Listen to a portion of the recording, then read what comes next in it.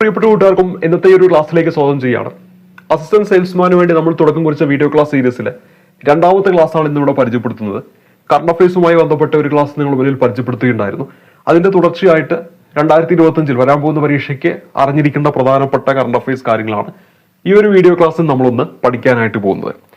ആദ്യമായിട്ട് ഇവിടെ പരിചയപ്പെടുത്തുന്നത് കാർഷിക സർവകലാശാല വികസിപ്പിച്ച സങ്കര ഇനം പാവൽ ഏതെന്നാണ് നമ്മുടെ ചോദ്യമായിട്ട് തന്നിരിക്കുന്നത്. ഇവിടെ നമ്മുടെ ഉത്തരം എന്ന് പറയുന്നത് ഓപ്ഷൻ എ ആണ്.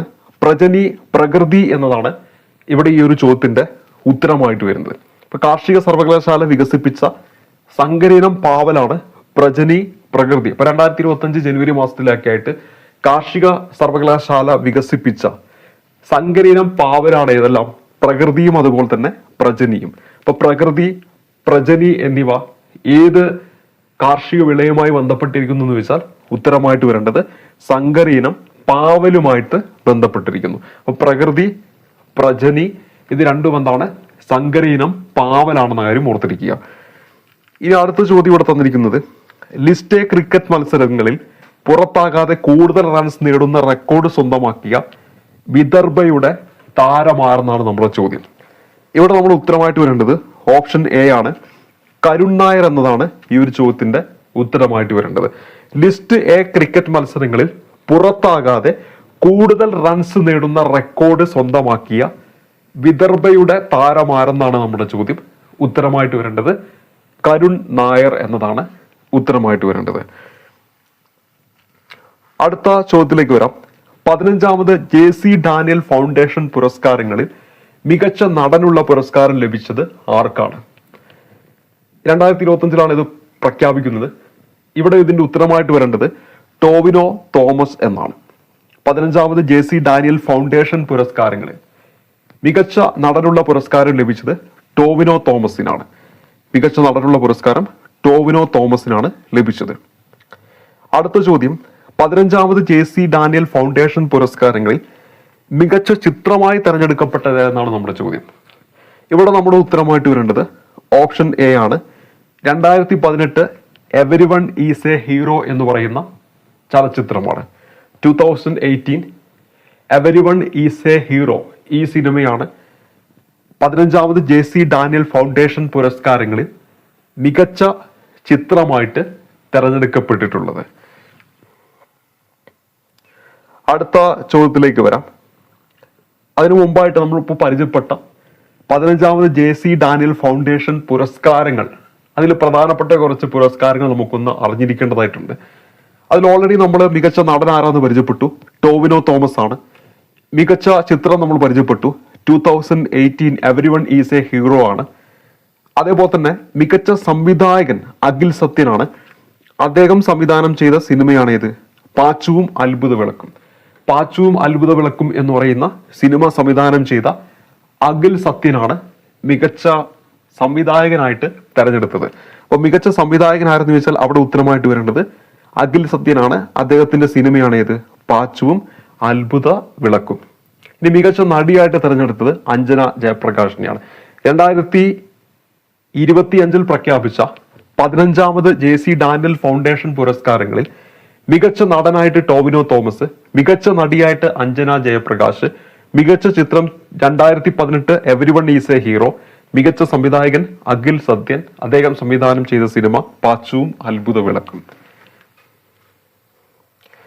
PJ ആന്റണി സാംസ്കാരിക സമുച്ചയം എവിടെയാണ് ഉദ്ഘാടനം ചെയ്യപ്പെടുന്നത് എന്നാണ് ചോദ്യം. ഉത്തരമായിട്ട് വരേണ്ടത് ഓപ്ഷൻ എ ആണ്. കൊച്ചി എന്നതാണ് ഉത്തരമായിട്ട് വരേണ്ടത്. 2025 ജനുവരിയിൽ ലോകത്തിലെ ഏറ്റവും വായു മലിനീകരണമുള്ള നഗരമായിട്ട് റിപ്പോർട്ട് ചെയ്ത സ്ഥലം ഏതാണ്? ഉത്തരമായിട്ട് വരേണ്ടത് ഓപ്ഷൻ എ ആണ്. ഹാനോയ്. വിയറ്റ്നാമിന്റെ തലസ്ഥാനമാണ് ഹാനോയ്. 2025 ജനുവരി മാസത്തില് ലോകത്തിലെ ഏറ്റവും വായുമലിനീകരണമുള്ള നഗരമായിട്ട് റിപ്പോർട്ട് ചെയ്ത ഹാനോയ് വിയറ്റ്നാമിന്റെ തലസ്ഥാനമാണ്. 2025 ജനുവരിയിൽ ചൈനയിൽ പടർന്നുകൊണ്ടിരുന്ന ശ്വസന വ്യവസ്ഥയെ പ്രതികൂലമായി ബാധിക്കുന്ന വൈറസ് ഏതെന്ന് ചോദിച്ചാൽ HMPV ആണ്. ഹ്യൂമൻ മെറ്റോ ന്യൂമോ വൈറസ് എന്നതാണ് HMPV എന്നതിന്റെ പൂർണ്ണരൂപം. ഹ്യൂമൻ മെറ്റ നോമോ വൈറസ് എന്നതാണ് HMPV എന്നതിന്റെ പൂർണ്ണ രൂപം. 2025 ജനുവരിയിൽ വിടവാങ്ങിയ പ്രശസ്ത കാർട്ടൂണിസ്റ്റ് ആരെന്ന് ചോദിച്ചാൽ ഉത്തരമായിട്ട് വരേണ്ടത് ഓപ്ഷൻ എ ആണ്, ജോർജ് കുമ്പനാടാണ്. അപ്പൊ ജോർജ് കുമ്പനാട് ഏത് മേഖലയുമായി ബന്ധപ്പെട്ടിരിക്കുന്നു വെച്ചാൽ കാർട്ടൂണിസ്റ്റ് ആണെന്ന് ആരും ഓർത്തിരിക്കുക. അദ്ദേഹം 2025 അന്തരിച്ചത്. ജോർജ് കുമ്പനാടിന്റെ മനസ്സിൽ മായാതെ നിൽക്കുന്ന കാർട്ടൂൺ കഥാപാത്രം ഏതാണ്? ഓപ്ഷൻ എ ആണ്, ഉപ്പായി മാപ്ല എന്ന പ്രസിദ്ധമായിട്ടുള്ള കാർട്ടൂൺ കഥാപാത്രത്തെ സൃഷ്ടിച്ചത് ജോർജ് കുമ്പനാടാണ്. ജോർജ് കുമ്പനാടാണെന്ന കാര്യം ഓർത്തിരിക്കുക. അടുത്തത്, ഗവേഷകർ ക്യാപിറ്റീവ് ബ്രീഡിംഗ് പ്രോട്ടോകോൾ തയ്യാറാക്കിയ ചാലക്കുടി പുഴയിൽ കണ്ടെത്തിയ വംശനാശ ഭീഷണി നേരിടുന്ന മത്സ്യം ഏതാണ്? ഓപ്ഷൻ എ ആണ്, ബ്ലാക്ക് കോളർ യെല്ലോ കാറ്റ് ഫിഷ് ആണ്. ബ്ലാക്ക് കോളർ യെല്ലോ കാറ്റ് ഫിഷ് ആണ് ഇവിടെ നമ്മുടെ ഉത്തരമായിട്ട് വരേണ്ടത്. ഗവേഷകർ ക്യാപിറ്റീവ് ബ്രീഡിംഗ് പ്രോട്ടോകോൾ തയ്യാറാക്കിയ ചാലക്കുടി പുഴയിൽ കണ്ടെത്തിയ വംശനാശ ഭീഷണി നേരിടുന്ന മത്സ്യം ഏതാണ്? ബ്ലാക്ക് കോളർ യെല്ലോ കാറ്റ് ഫിഷ് എന്നാണ് ഉത്തരം. പൂനെയിൽ നടന്ന ദേശീയ അണ്ടർ 9 പെൺകുട്ടികളുടെ ചെസ് ചാമ്പ്യൻഷിപ്പിൽ വിജയായത് ആരെന്നാണ് നമ്മുടെ ചോദ്യം. ഇവിടെ നമ്മുടെ ഉത്തരം ദിവി വിജേഷ് ആണ്. ഓപ്ഷൻ എ ആണ് ഉത്തരം, ദിവി വിജേഷ് ആണ്. അടുത്ത ചോദ്യം, 124 വർഷത്തിനിടെ രാജ്യത്തെ ഏറ്റവും അധികം ചൂട് അനുഭവപ്പെട്ടത് ഏത് വർഷമാണ്? 2024 കേന്ദ്ര ബജറ്റിൽ പ്രഖ്യാപിച്ച സ്വകാര്യ മേഖലയുമായി ചേർന്ന് സ്ഥാപിക്കുന്ന 220 മെഗാവാട്ടിന് താഴെ ശേഷിയുള്ള ആണവ റിയാക്ടർ ഏതാന്ന് വെച്ചാൽ ഉത്തരമായിട്ട് വരേണ്ടത് ഓപ്ഷൻ ബി ആണ്, ഭാരത് സ്മോൾ റിയാക്ടർ എന്നതാണ് ഉത്തരമായിട്ട് വരേണ്ടത്. അപ്പൊ എന്താണ് ഭാരത് സ്മോൾ റിയാക്ടർ എന്ന് പറയുന്നത്? ബജറ്റിൽ പ്രഖ്യാപിച്ചതാണ്. 220 മെഗാവാട്ടിന് താഴെ ശേഷിയുള്ള ആണവ റിയാക്ടറാണ് ഭാരത് സ്മോൾ റിയാക്ടർ എന്ന് പറയുന്നത്. അപ്പൊ കേന്ദ്ര ബജറ്റിൽ പ്രഖ്യാപിച്ച സ്വകാര്യ മേഖലയുമായിട്ട് ചേർന്ന് സ്ഥാപിക്കുന്ന 220 മെഗാവാട്ടിന് താഴെ ശേഷിയുള്ള ആണവ റിയാക്ടറാണ് ഭാരത് സ്മോൾ റിയാക്ടർ എന്ന പേരിൽ അറിയപ്പെടുന്നത്. ഇവിടെയുള്ള ഓരോ പോയിന്റിലും ഓർത്തിരിക്കണം. കേന്ദ്ര ബജറ്റിൽ പ്രഖ്യാപിച്ചു, സ്വകാര്യ മേഖലയുമായിട്ട് ചേർന്നാണ് ഇത് സ്ഥാപിക്കുന്നത്. എത്ര മെഗാവാട്ടിന് താഴെയാണ്? 220 മെഗാവാട്ടിന് താഴെയാണ്. അതാണ് ഭാരത് സ്മോൾ റിയാക്ടർ. കുട്ടികളിലെ നടത്ത വൈകല്യം പരിഹരിക്കുന്നതിനുള്ള ഇന്ത്യയിലെ ആദ്യത്തെ റോബോട്ടിക് ഗേറ്റ് ട്രെയിനർ ഏതാന്ന് ചോദിച്ചാൽ ഓപ്ഷൻ ബി ആണ് ഇവിടെ നമ്മുടെ ഉത്തരമായിട്ട് വരേണ്ടത്, G gator pediatrics. G gator pediatrics. ഇത് ജി ഗേറ്റർ പീഡിയാട്രിക്സ് പുറത്തിറക്കിയതാണെന്ന് ചോദിച്ചാൽ ഏത് കമ്പനിയാണെന്ന് ചോദിച്ചാൽ ജെൻ റോബോട്ടിക്സ് എന്ന് പറയുന്ന കമ്പനിയാണ്. ജെൻ റോബോട്ടിക്സ് എന്ന കമ്പനിയാണ്. അടുത്ത ചോദ്യം, ചതുമ്പി ഫെസ്റ്റിവൽ ആഘോഷിക്കുന്ന സംസ്ഥാനം ഏതെന്നാണ് നമ്മുടെ ചോദ്യം. ചതുമ്പി ഫെസ്റ്റിവൽ എവിടെയാണെന്ന് ചോദിച്ചാൽ ഉത്തരമായിട്ട് വരേണ്ടത് ആസാമാണ്. ആസാമിലെ ഫെസ്റ്റിവലാണ് ചതുമ്പി ഫെസ്റ്റിവൽ എന്ന കാര്യം ഓർത്തിരിക്കുക. നമ്മൾ ഇന്നലെ സിക്കിമിൽ ഇതുപോലെ പഠിച്ചു, ലോസുങ്ങും നംസുങ്ങും. അത് സിക്കിമുമായി ബന്ധപ്പെട്ടതാണ്. ഇവിടെ നമ്മൾ പരിചയപ്പെട്ടത് ആസാമിലെ ഫെസ്റ്റിവലാണ്. ഇനി അടുത്തത്, പ്രഥമ ഗോഗോ വേൾഡ് കപ്പ് അതിന്റെ ഭാഗ്യ ചിഹ്നങ്ങൾ എന്തൊക്കെയാണെന്ന് വെച്ചിട്ടുണ്ടെങ്കിൽ ഇവിടെ നമ്മുടെ ഉത്തരമായിട്ട് വരേണ്ടത് ഓപ്ഷൻ ബി ആണ്, തേജസ്സും താരയുമാണ്. തേജസ്സും താരയുമാണ്. അപ്പൊ ആദ്യമായിട്ടാണ് ഗോഗോ വേൾഡ് കപ്പ് നടന്നത്. അത് നടന്നത് എവിടെ വെച്ചിട്ടാണെന്നാണ് അടുത്ത ചോദ്യം. ഇവിടെ ഉത്തരമായിട്ട് വരേണ്ടത് നമ്മുടെ ഡൽഹിയിൽ വെച്ചിട്ടാണ്. അതായത് ഇന്ത്യയിൽ വെച്ചിട്ടാണ് ഇത് നടന്നത്.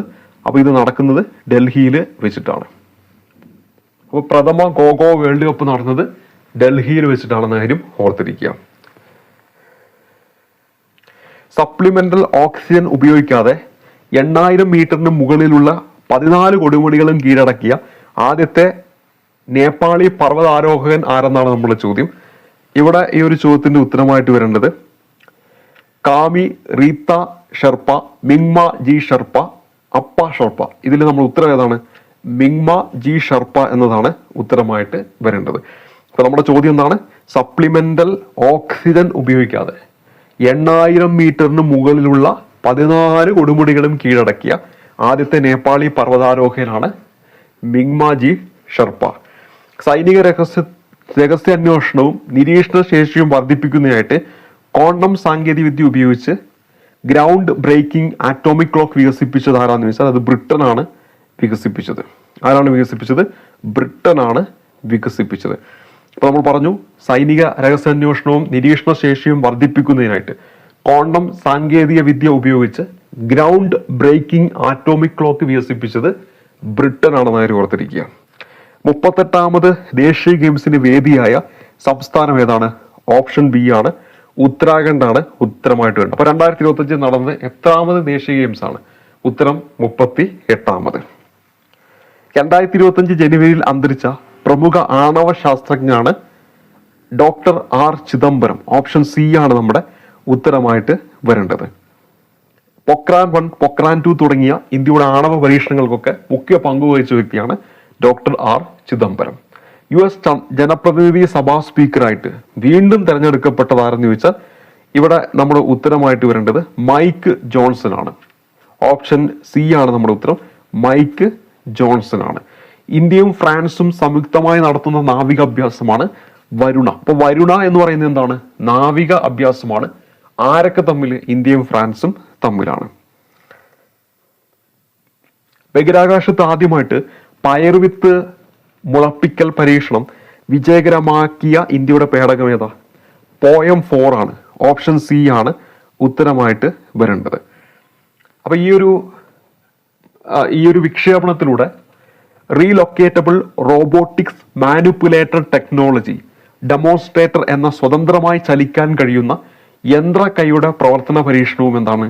വിജയകരമായിട്ട് പൂർത്തിയാക്കിയിട്ടുണ്ട്. അപ്പോൾ relocatable robotic manipulator technology demonstrator എന്ന സ്വതന്ത്രമായിട്ട് ചലിക്കാൻ കഴിയുന്ന യന്ത്ര കൈയുടെ പ്രവർത്തന പരീക്ഷണവും എന്താണ്? വിജയകരമായിട്ട് പൂർത്തീകരിച്ചു ഈ ഒരു വിക്ഷേപണത്തിലൂടെ. അപ്പൊ പോയം 4 ഓർത്തിരിക്കുക. പോയം 4 എന്ന് പറയുന്നത് ബഹിരാകാശത്ത് ആദ്യമായിട്ട് പയർവിത്ത് മുളപ്പിക്കൽ പരീക്ഷണം വിജയകരമാക്കിയ ഇന്ത്യയുടെ പേടകമാണ് പോയം 4. സ്പെഡക്സ് ദൗത്യത്തിനൊപ്പമുള്ള പോയം 4ലെ നിർണായകമായ 2 പരീക്ഷണങ്ങളാണ് പൂർത്തിയാക്കിയത്. അപ്പൊ ഇത് ഏത് ദൗത്യവുമായി ബന്ധപ്പെട്ടിട്ടാണ്? സ്പെഡക്സ് ദൗത്യമായിട്ട്, ഇന്ത്യയുടെ സ്പെഡക്സ് ദൗത്യവുമായി ബന്ധപ്പെട്ടിട്ടാണ്.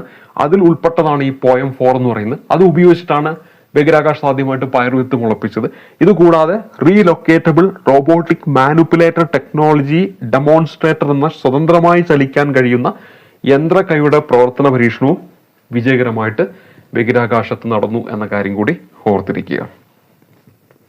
ഇനി അടുത്തത് 2025 ജനുവരിയിൽ അന്തരിച്ച ലോകത്തെ ഏറ്റവും പ്രായം കൂടിയ വനിത എന്ന ഗിന്നസ് റെക്കോർഡിൽ ഇടം നേടിയ ജപ്പാനീസ് വനിതയാണ്. ഇവിടെ നമ്മുടെ ഉത്തരമായിട്ട് വരേണ്ടത് ഏതാണ്? 4 ഓപ്ഷനിൽ നമ്മുടെ ഉത്തരം എന്ന് പറയുന്നത് ടൊമിക്കോ ഇറ്റുക എന്നതാണ് ഉത്തരമായിട്ട് വരേണ്ടത്. അപ്പോൾ ടൊമിക്കോ ഇറ്റുക അവര് അന്തരിച്ചു. അപ്പൊ ഇതുവരെ ലോകത്തിലെ ഏറ്റവും പ്രായം കൂടിയ വനിതയായിരുന്നു ടൊമിക്കോ ഇറ്റുക. അപ്പോൾ 2020 ജനുവരിയിൽ അന്തരിച്ച ലോകത്തിലെ ഏറ്റവും പ്രായം കൂടിയ വനിത എന്ന ഗിന്നസ് റെക്കോർഡിൽ ഇടം നേടിയ ജപ്പാനീസ് വനിതയാണ് ടൊമിക്കോ ഇറ്റുക. 2025 ജനുവരിയിൽ US പരമോന്നത സിവിലിയൻ ബഹുമതിയായ പ്രസിഡൻഷ്യൽ മെഡൽ ഓഫ് ഫ്രീഡം പുരസ്കാരത്തിന് അർഹനായ ഫുട്ബോൾ താരമാരാ? ലയണൽ മെസ്സിയാണ്. കരിങ്കടൽ എന്ന ചോർച്ചയെ തുടർന്ന് റഷ്യ പ്രാദേശിക അടിയന്തരാവസ്ഥ പ്രഖ്യാപിച്ച പ്രദേശം ഏതാ? ക്രിമിയ ആണെന്ന കാര്യം കൂടി ഓർത്തിരിക്കുക. ഹോളണ്ടിൽ നടന്ന ഗ്രോണിൻ ജെൻ ചെസ് ഫെസ്റ്റിവലിൽ ഓപ്പൺ വിഭാഗം ചാമ്പ്യനായ മലയാളി ഗ്രാൻഡ് മാസ്റ്ററാണ്. ഇവിടെ ഉത്തരമായിട്ട് വരേണ്ടത് SL നാരായണൻ എന്നതാണ് ഉത്തരമായിട്ട് വരേണ്ടത്. അപ്പൊ ഇവിടെ നമ്മൾ പരിചയപ്പെട്ടത് ഹോളണ്ടിൽ നടന്ന ഗ്രോണിൻ ജെൻ ചെസ് ഫെസ്റ്റിവലിൽ ഓപ്പൺ വിഭാഗം ചാമ്പ്യനായ മലയാളി ഗ്രാൻഡ് മാസ്റ്റർ SL നാരായണനാണ് നമ്മുടെ ഉത്തരമായിട്ട് വരേണ്ടത്. ടോണ എന്ന നീലഗിരി ഗോത്രവർഗം ആഘോഷിക്കുന്ന മൊഡോർത്ത് ഫെസ്റ്റിവൽ എവിടെയാണ്? ഉദഗമണ്ഡലത്തിലാണ് നടക്കുന്നതെന്ന കാര്യം ഓർത്തിരിക്കുക. ഉദഗമണ്ഡലത്തിലാണ്. കൊച്ചി സന്ദർശിക്കുന്ന ഫ്രഞ്ച് നാവിക കപ്പലുകൾ ഏതെല്ലാം? ഇവിടെ 2025 ജനുവരി മാസത്തിലൊക്കെ ആയിട്ട് കൊച്ചി സന്ദർശിച്ച ഫ്രഞ്ച് നാവിക കപ്പലുകൾ ഏതെല്ലാം എന്നാണ് നമ്മുടെ ചോദ്യം. ഇവിടെ നമ്മുടെ ഉത്തരം എന്ന് പറയുന്നത് AFS ഫോർബിൻ, AFS അൽസാസ്. ഇത് രണ്ടുമാണ് കൊച്ചി 2025 ജനുവരി മാസത്തിൽ സന്ദർശിച്ച ഫ്രഞ്ച് നാവിക കപ്പലുകൾ എന്ന കാര്യം ഓർത്തിരിക്കുക. അപ്പൊ ഏതെല്ലാമാണ്? AFS Forbin, AFS Alsace. ഇനി അടുത്ത് 2025 നടന്ന ക്രിക്കറ്റ് മത്സരമായ ബോർഡർ ഗവാസ്കർ ട്രോഫിയിൽ ജേതാക്കളായതാരാ? Option A ഓസ്ട്രേലിയയാണ്. ഇന്ത്യയും ഓസ്ട്രേലിയയും തമ്മിലാണ്. അതിൽ ഓസ്ട്രേലിയയാണ് ജേതാക്കളായത്. അതിദരിദ്രരല്ലാത്തതും വയോജന ഭിന്നശേഷി സൗഹൃദവുമായ നഗരത്തിനായി കോഴിക്കോട് കോർപ്പറേഷൻ നടപ്പാക്കുന്ന സമഗ്ര പദ്ധതിയുടെ പേരെന്തെന്നാണ് നമ്മുടെ ചോദ്യം. സമന്വയ എന്നതാണ് പദ്ധതിയുടെ പേര്. അതിദരിദ്രരല്ലാത്തതും വയോജന ഭിന്നശേഷി സൗഹൃദവുമായ നഗരത്തിനായിട്ട് കോഴിക്കോട് കോർപ്പറേഷൻ നടപ്പാക്കുന്ന സമഗ്ര പദ്ധതിയുടെ പേരാണ് സമന്വയ എന്ന പദ്ധതി. സഹകരണ മേഖലയിലെ സ്ഥാപനങ്ങൾ നിർമ്മിക്കുന്ന ഉൽപ്പന്നങ്ങൾക്ക് വിപണി കണ്ടെത്താൻ രാജ്യത്താകെ നടപ്പാക്കുന്ന കേന്ദ്ര സർക്കാരിന്റെ ഏക ബ്രാൻഡ് പദ്ധതിയുടെ പേര് ഓപ്ഷൻ എ ആണ്. ഭാരത് ബ്രാൻഡ് എന്നാണ് പദ്ധതിയുടെ പേര്. അപ്പൊ സഹകരണ മേഖലയിലെ സ്ഥാപനങ്ങൾ നിർമ്മിക്കുന്ന ഉൽപ്പന്നങ്ങൾക്ക് വിപണി കണ്ടെത്താൻ വേണ്ടി നമ്മുടെ രാജ്യം മൊത്തത്തിൽ നടപ്പാക്കുന്ന കേന്ദ്ര സർക്കാരിന്റെ ഏക ബ്രാൻഡ് പദ്ധതിയുടെ പേര് ഭാരത് ബ്രാൻഡാണ്. 2025 അന്താരാഷ്ട്ര വാട്ടർ ഫെസ്റ്റിവലിന് വേദിയായത് എവിടെയാണ്? ബേപ്പൂരാണ് ഇവിടെ നമ്മുടെ ഉത്തരമായിട്ട് വരേണ്ടത്. 2025 അന്താരാഷ്ട്ര വാട്ടർ ഫെസ്റ്റിവൽ എവിടെയാണ് നടന്നത്? ബേപ്പൂരിലാണ് നടന്നത്. ഇന്ത്യൻ ഇൻസ്റ്റിറ്റ്യൂട്ട് ഓഫ് ഹാൻഡ്ലൂം ടെക്നോളജിയുടെ പുതിയ ക്യാമ്പസ് ഉദ്ഘാടനം ചെയ്തത് എവിടെയാ? വെസ്റ്റ് ബംഗാളിലാണ്. ഭുവനേശ്വർ വേദിയായ 18ാം പ്രവാസി ഭാരത് ദിവസിന്റെ തീം എന്താണ്? നമ്മൾ ഓൾറെഡി ഇന്നലെ പഠിച്ചിരുന്നു. ഇതിന്റെ വേദി എവിടെയാണ്?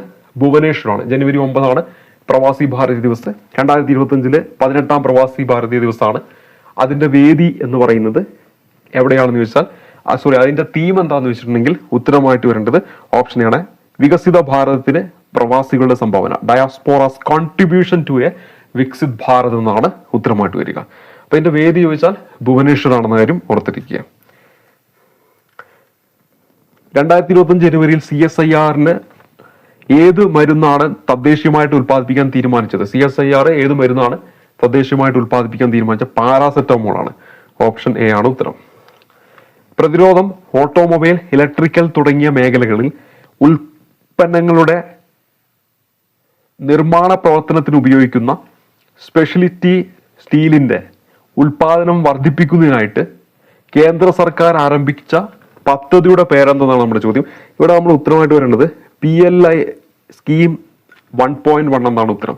PLI സ്കീം 1.1 എന്നാണ് ഈ ഒരു ചോദ്യത്തിന്റെ ഉത്തരമായിട്ട് വരേണ്ടത്. അപ്പൊ പ്രതിരോധം, ഓട്ടോമൊബൈൽ, ഇലക്ട്രിക്കൽ തുടങ്ങിയ മേഖലകളിൽ ഉൽപ്പന്നങ്ങളുടെ നിർമ്മാണ പ്രവർത്തനത്തിന് ഉപയോഗിക്കുന്ന സ്പെഷ്യലിറ്റി സ്റ്റീലിന്റെ ഉൽപാദനം വർദ്ധിപ്പിക്കുന്നതിനായിട്ട് കേന്ദ്ര സർക്കാർ ആരംഭിച്ച പദ്ധതിയുടെ പേരാണ് PLI സ്കീം 1.1. ആ പദ്ധതിയുടെ പേരാണ് PLI സ്കീം 1.1. അപ്പൊ ഇത്രയും കാര്യങ്ങളാണ് നമ്മൾ ഇന്നത്തെ ഈ ഒരു ക്ലാസ്സിൽ ഉൾക്കൊള്ളിച്ചിരിക്കുന്നത്. അപ്പോൾ കറണ്ട് അഫയേഴ്സുമായി ബന്ധപ്പെട്ട് ചോദിക്കാൻ സാധ്യതയുള്ള 2025 കാര്യങ്ങളാണ് നമ്മളോട് പഠിപ്പിച്ചുകൊണ്ടിരിക്കുന്നത്. അതോടൊപ്പം തന്നെ നമ്മൾ മറ്റു ടോപ്പിക്കൊക്കെ ആയിട്ട് നമ്മൾ ഓൾറെഡി പറഞ്ഞിരുന്നു, പ്രീവിയസ് ക്വസ്റ്റ്യൻ പേപ്പറിലെ ചോദ്യങ്ങൾ എടുത്തുകൊണ്ടായിരിക്കും ക്ലാസ്സുകൾ നിങ്ങളിലേക്ക് എത്തിക്കുക. അപ്പോൾ ആ രീതിയിലുള്ള ക്ലാസ്സുകൾ നമുക്ക് വൈകാതെ തന്നെ ആരംഭിക്കാം. ഇപ്പോൾ ഇവിടെ കറണ്ട് അഫയേഴ്സുമായി ബന്ധപ്പെട്ട് 2 ക്ലാസ്സിലൂടെയായിട്ട് കുറേ കാര്യങ്ങൾ നമ്മൾ പഠിച്ചിട്ടുണ്ട്. ഇതിന് മുമ്പത്തെ ക്ലാസ് നമ്മുടെ പ്ലേലിസ്റ്റിൽ ചെന്ന് കഴിഞ്ഞാൽ അസിസ്റ്റന്റ് സെയിൽസ്മാന് വേണ്ടിയിട്ട് ഒരു പ്ലേലിസ്റ്റ് ക്രിയേറ്റ് ചെയ്തിട്ടുണ്ട്. ഒപ്പം കറണ്ട് അഫയേഴ്സിന് വേണ്ടിയിട്ടും അസിസ്റ്റന്റ് സെയിൽസ്മാൻ കറണ്ട് അഫയേഴ്സ് എന്ന് പറഞ്ഞ ഒരു പ്ലേലിസ്റ്റ് ക്രിയേറ്റ് ചെയ്തിട്ടുണ്ട്. അതിലൂടെ പോയിട്ടുണ്ടെങ്കിൽ ഇതിന് മുമ്പത്തെ ക്ലാസ്സും കാണാവുന്നതാണ്. നമുക്ക് വരാൻ സാധ്യതയുള്ള പരീക്ഷകളിലൊക്കെ ചോദിക്കാൻ സാധ്യതയുള്ളൂ. ഇപ്പോഴത്തെ ആ ഒരു ട്രെൻഡ് അനുസരിച്ചിട്ട് നമ്മുടെ ഈ ഒരു 10th ലെവൽ പരീക്ഷയിൽ ചോദിക്കാൻ സാധ്യതയുള്ള കറണ്ട് അഫയേഴ്സ് കാര്യങ്ങളാണ് നമ്മൾ വിവിധ സോഴ്സുകളിൽ നിന്നായിട്ട് തിരഞ്ഞെടുക്കുന്നത്. അപ്പോൾ ആ കാര്യങ്ങളൊക്കെ പഠിക്കുക. അപ്പോൾ നമ്മൾ കുറച്ച് ദിവസങ്ങൾ നമ്മുടെ മുന്നിലുണ്ട്. അപ്പോൾ ഇപ്പോൾ തന്നെ കുറച്ച് നമ്മൾ പഠിച്ചു പോയിട്ടുണ്ടെങ്കിൽ വരുന്ന പരീക്ഷ ആകുമ്പോൾ പിന്നെ കറണ്ട് അഫയേഴ്സ് എന്ന് പറയുന്ന മേഖലയ്ക്ക് വേണ്ടിയിട്ട് പ്രത്യേകം നമ്മൾ സമയം ചെലവഴിക്കേണ്ട ആവശ്യമില്ല. നിങ്ങൾക്ക് മനസ്സിലാവുന്നതായിരിക്കും, കറണ്ട് അഫയേഴ്സ് എന്ന് പറയുന്നത് വളരെ നിർണായകമാണ്. കാരണം ബാക്കി പോർഷൻസ് ഒക്കെ അത്യാവശ്യം പഠിച്ച ഒരാൾക്ക് മാർക്ക് സ്കോർ ചെയ്യാനായിട്ട് സാധിക്കും. അതായത് നമ്മുടെ GK പാർട്ട് എടുക്കുകയാണെങ്കിൽ അവിടെയാണ് ഈ കറണ്ട് അഫയേഴ്സ് വലിയ ഒരു റോള് വഹിക്കുന്നത്. അപ്പോൾ കറണ്ട് അഫയേഴ്സ് ഇംഗ്ലീഷ്, മലയാളം, അതേപോലെ തന്നെ നമ്മുടെ ഈ 3 ഭാഗങ്ങൾ ഇംഗ്ലീഷ്, മലയാളം, കറണ്ട് അഫയേഴ്സ്, ഈ 3 ഭാഗങ്ങൾ നല്ല രീതിയിൽ നിങ്ങൾക്കൊന്ന് സ്കോർ ചെയ്യാൻ നിങ്ങൾക്ക് സാധിക്കുകയാണെങ്കിൽ നല്ല മാർക്ക് കിട്ടുകയും നല്ല റാങ്കിലേക്ക് എത്തുകയും ചെയ്യും. നമുക്കറിയാം ASM പോലുള്ള തസ്തിക എന്ന് പറയുന്നത് വളരെ കുറച്ച് വേക്കൻസികളൊക്കെ തന്നെയായിരിക്കും ഒരു ജില്ലയിലും ഉണ്ടായിരിക്കുക. അതുകൊണ്ട് തന്നെ നല്ല റാങ്കിലേക്ക് എത്തിയെങ്കിൽ മാത്രമേ നമുക്ക് അവിടെ ജോലി നേടാനായിട്ട് പറ്റുള്ളൂ. അപ്പോൾ ഈ പറഞ്ഞ മേഖലകൾ നല്ല ഒരു സ്ട്രോങ് ആക്കി എടുക്കുകയാണെങ്കിൽ നിങ്ങൾക്ക് നല്ല മാർക്ക് ഉറപ്പിക്കാനും ജോലിയിലേക്ക് എത്താനും സാധിക്കുന്നതായിരിക്കും. അപ്പോൾ അടുത്തൊരു ക്ലാസ്സിൽ നമുക്ക് വീണ്ടും കണ്ടുമുട്ടാം. അതുവരേക്കും നന്ദി, നമസ്കാരം.